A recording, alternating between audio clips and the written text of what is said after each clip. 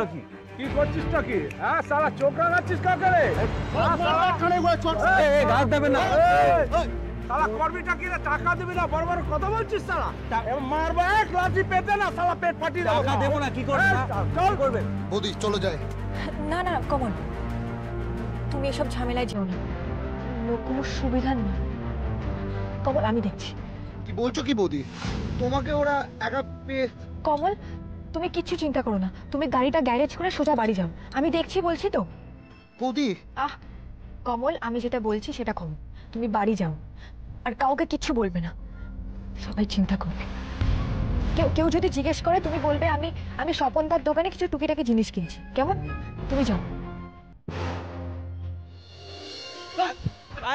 কি করছেন নাকি? কি করছেন আপনারা? কি করছেন? একা ভদ্রলোককে আপনারা যা খুশি তাই করছেন? ভদ্রলোক চলো, এক নম্বরে চিটিং বাজ। আমি ঝামেলা থাকবেন না, জান বলছি। জান এখান থেকে, জান। চুপ, একদম চুপ। এদিকে আমাকে দিদি বলছি আর ওর সঙ্গে খারাপ ব্যবহার করছি। আর আমি তো আপনাকে চিনি। আপনি তো আমাদের বাড়িতে এসেছিলেন। আর আপনি ওকে চেনেন? আমার কত টাকা বেড়েছে জানেন? হ্যাঁ, আর যদি টাকা না পাই না আমি ওকে এখানে পুঁতে রেখে দেবো। হ্যাঁ, তা না হলে আমার নাম মন্টু হালদার নয়। ঠিক আছে ঠিক আছে, আমি আপনাদের কথা দিচ্ছি, যেভাবেই হোক ঠিক সময় আমি আপনাদের টাকা আপনাদের ব্যাক করে দেব। আপনি কেন দেবেন? আপনি ওর কি হন? দিদি মনে হয় মাদার টেরেসার আশ্রমে কাজ করে, মানে চোর ছাচর ওরা সব সমান চোখে দেখে। দেখুন, আপনাদের টাকা পাওয়া নিয়ে কথা, তাই তো? ওর সঙ্গে আর কোনো ঝামেলা করবেন না আপনারা, যা কথা বলে আমার সঙ্গে বলবেন। আপনার সঙ্গে? হ্যাঁ, না, আমি আপনাদের কন্ট্যাক্ট করব। আপনাদের কোনো কন্ট্যাক্ট নাম্বার আছে? Contact number? নিন। কি আমি বলেছিলাম না আমার সঙ্গে ঝামেলা করবেন না? কলকাতায় আমার পাশে দাঁড়ানোর মতো লোক এখনো আছে। হ্যাঁ, আমার সঙ্গে ঝামেলা করলে না বিপদে পড়ে যাবেন, বলে দিলাম বিপদ হয়ে যাবে। আবার বদলা করছিস? তবসালা খানে করে এক চর। আপনি আবার কথা বলছেন?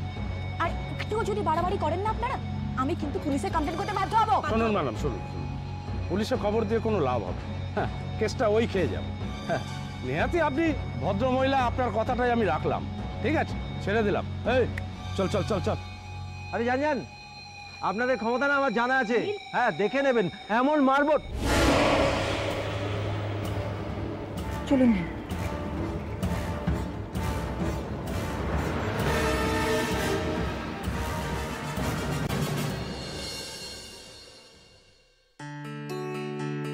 বাবা, এ করেছো কি গো? সমস্ত মার্কেটটাই তো প্রায় তুলে নিয়ে এসেছো। প্রবাল ছেলে, ওর জন্য প্যান্ট শার্ট ছাড়া আর কি আনবো। অবশ্য হ্যাঁ, ভেবেছিলাম একটা গোল্ডের ব্রেসলেট বা একটা আংটি দেবো। অবশ্য তারই বা দাম কত হবে? তুমি কি তাহলে দামের বিচার করে জিনিসপত্র কিনে জামাই ষষ্ঠী করছো নাকি? অফকোর্স তাই। তোমার জামাই তো বিলেত ফেরত ডাক্তার বা ইঞ্জিনিয়ার নয় যে ওকে মাথায় করে নাচতে হবে। আমি কিন্তু সেই দিনগুলোর কথা এখনো ভুলিনি, একদিনের জন্য ভুলিনি। আর আমার মেয়েকে দিনের পর দিন যে কষ্টটা সহ্য করতে হচ্ছে, মাই গড। ছাড়ো না এসব কথা। এই যে এত কিছু জিনিস কিনেছি না, আমার রাগ মেটানোর জন্য সেগুলো যথেষ্ট নয়। প্রবাল আসল গিফটটা তো পাবে জামাই ষষ্ঠীর দিন। শুভ্র চৌধুরীও বুঝতে পারবে যে ওর মতো হাড় হাওয়াতে ঘরে ওর ছেলের বিয়ে হয়নি, ভালো করে বুঝবে।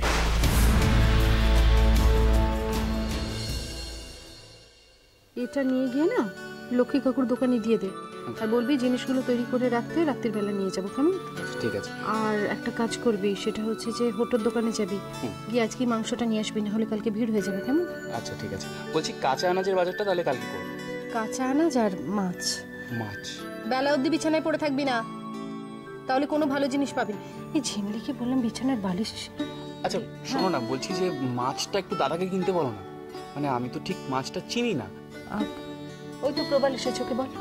এ দাদা শোন না, বলছি যে কালকে আমি সবজি বাজার, দোকান বাজার সব করে দেবো। তুই না একটু মাছটা কিনে দিস, কারণ আমি না মাছটা চিনতে পারি না, জানিস, আবার যদি ঠকিয়ে দেয়।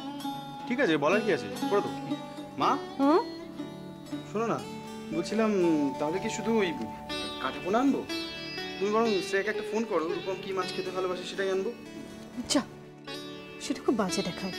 তুই এক কাজ করবি, কাটাপোনা তো আনবি আর তার সঙ্গে পাবদা আনবি, তপসি আনবি, চিংড়ি মাছ আনবি না, রূপমের অ্যালার্জি আছে। কেমন? ঠিক আছে, তাহলে কালকে ওই সকাল সকাল বেরিয়ে যাবো আমি। আচ্ছা দাদা, তাহলে তোর সাথে আমিও সকাল সকাল বেরিয়ে যাবো। হ্যাঁ সেই ভালো। সেই ভালো মানে তোমাকে যে যা বলছে উনি ঘর নেড়ে দিচ্ছ? কেন, আমি তো কেন আমি তো মানেটা কি? তোমার মাথায় কি প্রবাল? গোবর পোড়া? কি তুমি আমার ছেলের সঙ্গে এইভাবে কথা বলছো কেন?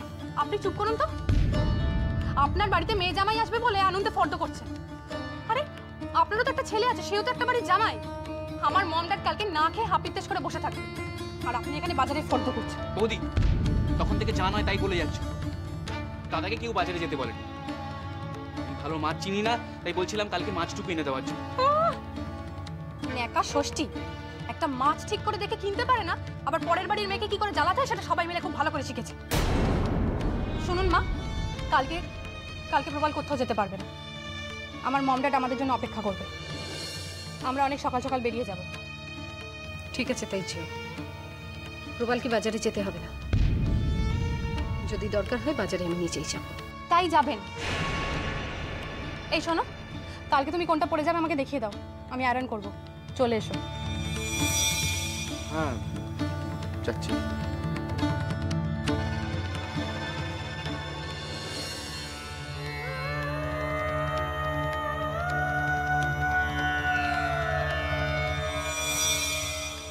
হ্যাঁ গো, তাহলে আর বলছি কি, নীলেরও এবার প্রথম জামাই ষষ্ঠী।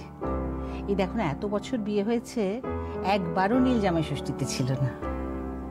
আর কি করে এবার থাকবে বলো? কাজকর্ম ছেড়ে এত দূর থেকে আসা কি সম্ভব? সে তো 100 বার। কিন্তু আমার কিরকম যেন লাগছে বৌদি, জানো, নীল এবছর প্রথম জামাই ষষ্ঠীতে এখানে থাকবে আর রূপমটাও বাড়িতে চলে যাবে। ও আবার কি কথা? এইটাই তো নিয়ম পুরবি।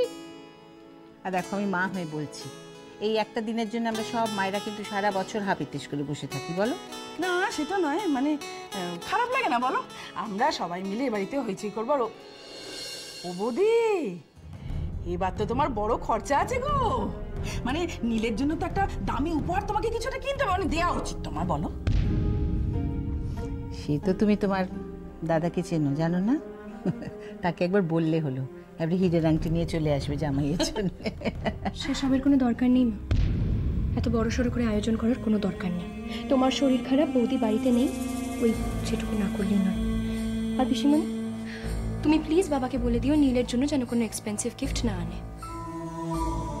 এ আবার কি কথা রূপু? হ্যাঁ, তুই দরকার নেই বললি আর আমরা সেটা মেনে নেবো? হ্যাঁ, আচ্ছা নীল না হয় আমাদের বাড়ির ছেলের মতো, মানে সবসময় থাকে তো তাই, কিন্তু মা তো আছে বল। হ্যাঁ, মায়ের সামনে তো আমাদেরকে এমন কিছু করে একটা দেখাতে হবে না বৌদি? হ্যাঁ, মানে একটা দামি গিফট না দিলে তোর বাবা সম্মান রক্ষা পাবে?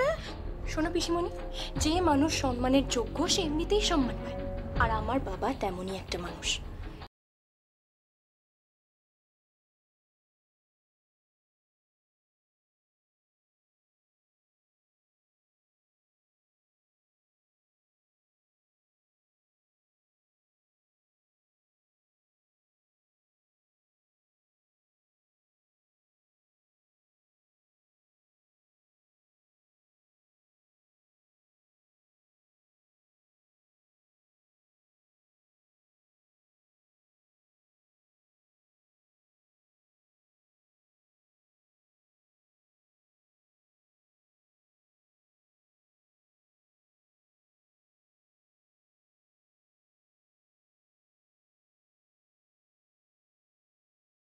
ইচ্ছে করে না বলো? না, তা যদি তুমি বলো তাহলে তো আমাকে একটা কথা বলতেই হবে। ওরা তো ওদের সব থেকে দামি জিনিসটাই আমাদের দিয়েছে। কি গো? শ্রেয়াকে। এরপরে আর কি চাওয়া?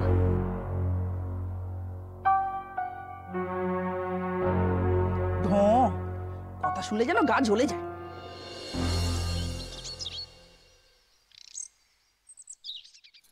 রূপম, আমি কিন্তু রেডি। আর আমিও রেডি। এটা কি? কেন? কি খারাপ আছে? তার মানে তো রূপম এটাকে খোলো। খোলো মানেটা কি? আমি এখন ইনার ওয়্যার পরে আমি যাবো জামাই ষষ্ঠী করতে শ্বশুর বাড়িতে? এই তোমার মাথা খারাপ হয়ে গেছে নাকি? রূপম তুমি কি গো সবসময় আর কি ভাল লাগে তোমার? প্লিজ দেখো এটাকে খোলো। আচ্ছা এটা বলো যে মা কি বলবে, তোমাকে দেখে মা কি বলে বলো? মা কি বলবে মানে? মা তো একগাদা কাজে ব্যস্ত ছিল, আর তোমাকে আমি বললাম কুচিটাকে ঠিক করে দিতে, সেটাও তুমি করলে না, সে আমার মার কাছে যেতে হলো। রূপম প্লিজ দেরি হয়ে যাচ্ছে, দেখো প্লিজ চলো। আরে কি আমি তো রেডি, চলো তুমি তো এদিক ওদিক করছো।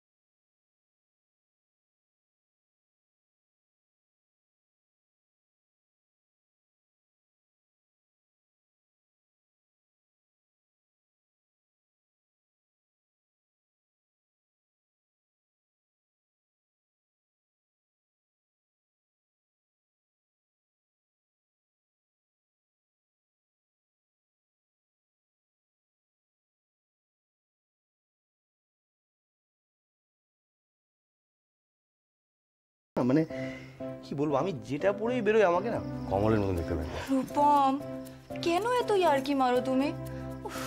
আচ্ছা কি ব্যাপার বলো তো, কি পাঞ্জাবি পরে না গেলে কি তোমার মা ঘরে ঢুকতে দেবে নাকি? একদমই ঘরে ঢুকতে দেবে না, এই হাত দুটোতে দুটো বাজারে থলি ধরিয়ে দেবে। সিরিয়াসলি বলছো? হ্যাঁ সত্যি বলছি রূপম, দেখো সত্যি বলছি দেরি হয়ে যাচ্ছে, বেলা হয়ে গেছে, মা কিচ্ছু খায়নি, আর তোমাকে চিড়ে আর দই না দিয়ে মা কিচ্ছু খাবে না। প্লিজ চলো, দেখো দেরি হয়ে গেছে, প্লিজ পাঞ্জাবিটা পরে নাও। অবস্থা পাঞ্জাবি দাও। এক মিনিট।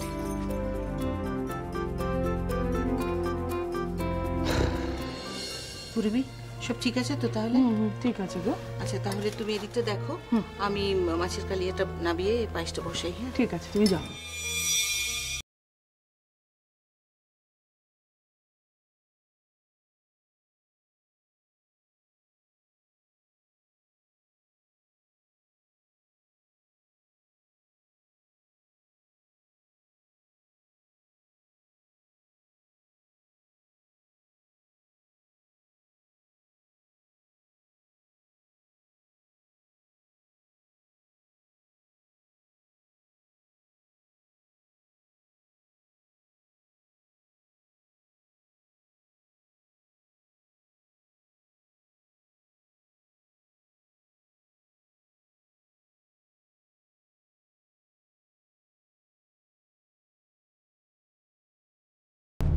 না না, সে তো 100 বার। আমার দাদা বলে বলছি না নীল, এরকম শ্বশুর মশাই লাখে একটা মেলে।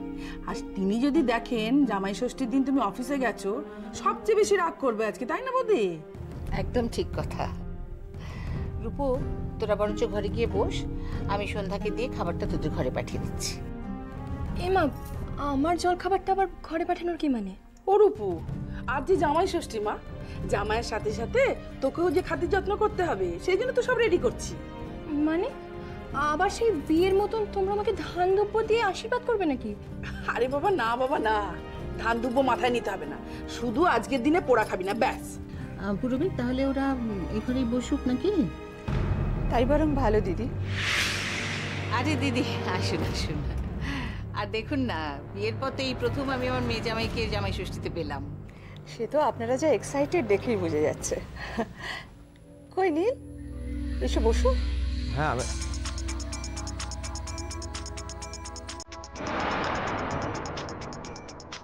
না না, এখানে ট্রাস্ট করা না করার প্রশ্ন আসছে কোত্থেকে? আমি আমি আমি আমি যাচ্ছি।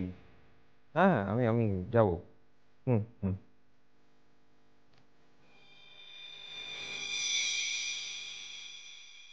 হ্যাঁ আমাকে একবার যেতে হবে। সে কি, তোমার জন্য স্পেশালি সব অ্যারেঞ্জ করা হয়েছে আর তুমি থাকবে না? তাহলে তো কোনো মানেই হয় না।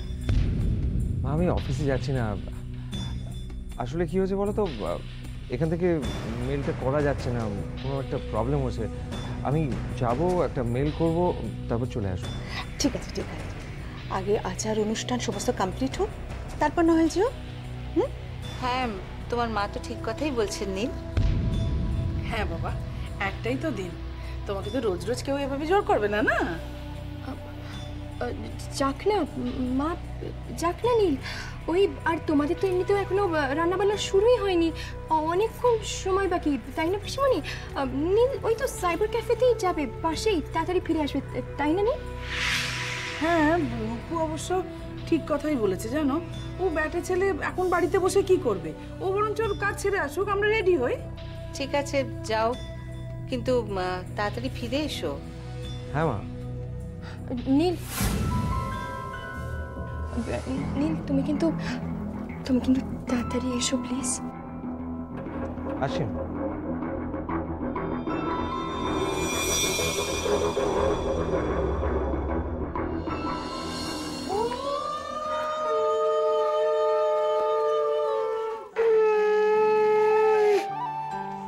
কেমন আছেন?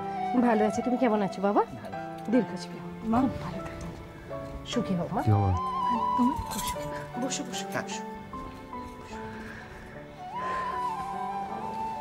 মা, তোমার জামাইকে দেখেছো আজকে কি সুন্দর লাগছে, একেবারে পুরোনো দিনের হিরোদের মতো। আরে পুরো আপনার মেয়ের জন্য জানেন, জোর করে পড়ালো এটা। আর এই পাঞ্জাবি পাঞ্জাবি পরে আমার একদম মানে কিরকম অস্বস্তি হয় রাস্তায় বেরোতে। খুব ভালো দেখাচ্ছে বাবা, খুব সুন্দর দেখাচ্ছে। তুমি তো তোমার জামাইয়ের হয়ে বলবে। জানিস তুই ভাই কি হয়েছে, আজ সকাল থেকে না মা খালি রান্নাঘরে এটা ওটা রান্না করে যাচ্ছে আর বলছে আমার জামাই এটা খেতে খুব ভালোবাসে। আমাদের জন্য কিচ্ছু নেই, আমরা কি বানের জলে ভেসে এসেছি বল? আচ্ছা তাই নাকি? আর আমি যে কাল থেকে প্রায় উপোস করে বসে আছি মা রান্না খাবো বলে। আহা হা হা, কোথাকার আমার পেটুক ঠাকুর এলেন রে। জানো মা, কখনো পুরোটা খাবার খায় না, সবসময় অর্ধেক খাবার খেয়ে উঠে যায়। বাবাজি কি রাগ করে। আহা শ্রেয়া, সেটা তো তুমি বাজে বাজে রান্না করো বলে। মা আপনি শুধু একবার দিয়ে দেখুন, আমি দেখিয়ে দিচ্ছি খাওয়া কাকে বলে। এক্ষুনি দিচ্ছি বাবা, তুমি একটু জিরো, আমি প্রথমে জল মিষ্টিটা নিয়ে আসি, তারপরে দই চিড়ে, তারপরে বাদ বাকি সব হবে, কেমন? ওহো, আজকে আবার নানা রকম নিয়ম আছে তাই না? ব্যাস হয়ে গেল তো। আরে যাও যাও, দেখাচ্ছি। বাবা তুমি একটু বসো, আমি এক্ষুনি আসছি। হ্যাঁ ঝিল্লি, আমার সঙ্গে ভিতরে আয়।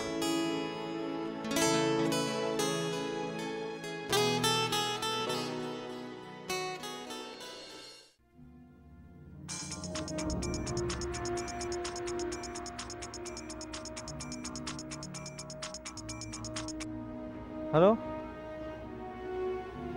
হ্যাঁ আমি তো এসে গেছি। হ্যাঁ কোথায়? হ্যাঁ কিন্তু এখানে তো ধারে কাছে কাউকে দেখতে পাচ্ছি না। না না ঠিক আছে, আমি ওয়েট করছি, কিন্তু একটা কথা পরিষ্কার করে শুনে নিন, আমার কাছে কিন্তু কোনো টাকা নেই। না আমি দিতে পারবো না। না না না, ফালতু নষ্ট করার মতো সময় আমার হাতে নেই। হ্যাঁ যা করা তাড়াতাড়ি করুন, আমার জন্য অনেকে ওয়েট করছে বাড়িতে, আমার কাজ আছে বাড়িতে। হ্যাঁ হ্যাঁ হ্যাঁ, যত সব টাকা টাকা করে একেবারে মাথাটা খারাপ করে দিই।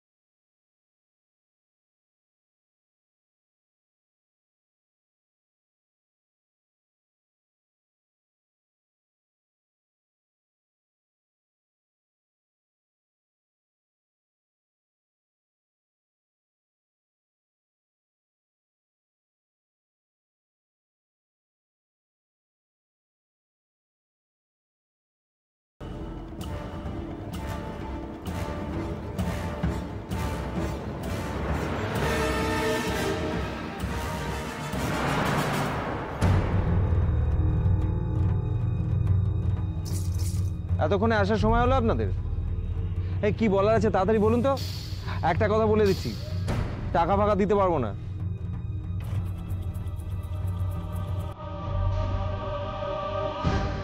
এই